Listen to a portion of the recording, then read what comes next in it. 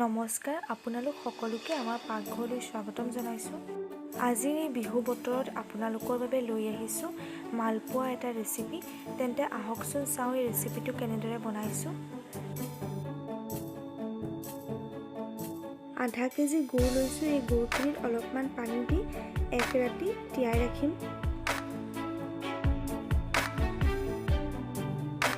আৰু অলপমান ৰ'দত শুকুৱাই লোৱা পিঠাগুড়ি লৈছোঁ। এতিয়া পিঠাগুড়িখিনিৰ ওপৰত অলপমান বাদাম দি লৈছোঁ। বাদামখিনি সৰু সৰুকৈ ভাঙি লৈছোঁ আৰু তিয়াই ৰখা গুড়খিনি দি ল'ম।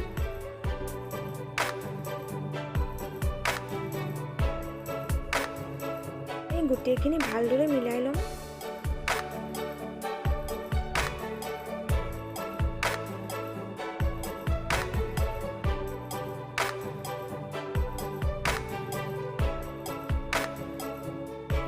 গোটেইখিনি এনেদৰে মিলাই ল'লোঁ।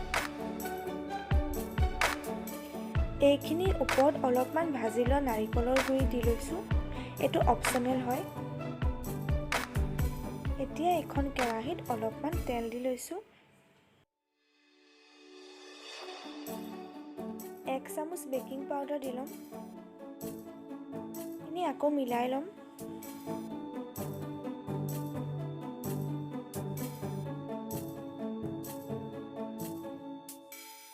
তেলখিনি গৰম হৈছে। এতিয়া মালপোৱা বনাবলৈ আৰম্ভ কৰিম।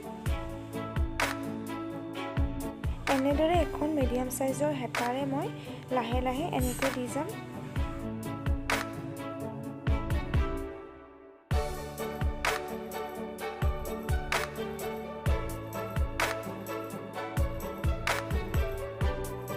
লাহে লাহে লৰাব লাগিব, ডাইৰেক্ট লুটিয়াই দিব নালাগে।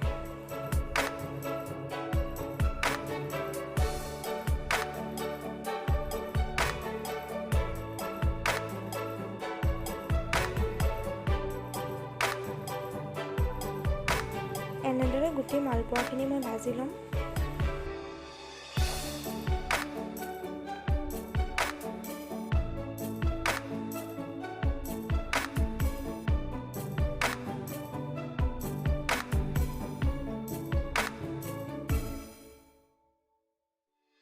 এয়া আজিৰ ৰেচিপি মালপোৱা বনাই সম্পূৰ্ণ হ'ল। আশা কৰোঁ আজিৰ এই ভিডিঅ'টো আপোনালোকে চাই ভাল পালে। যদিহে ভাল পালে নিশ্চয় লাইক আৰু শ্বেয়াৰ কৰিবলৈ নাপাহৰিব। ধন্যবাদ।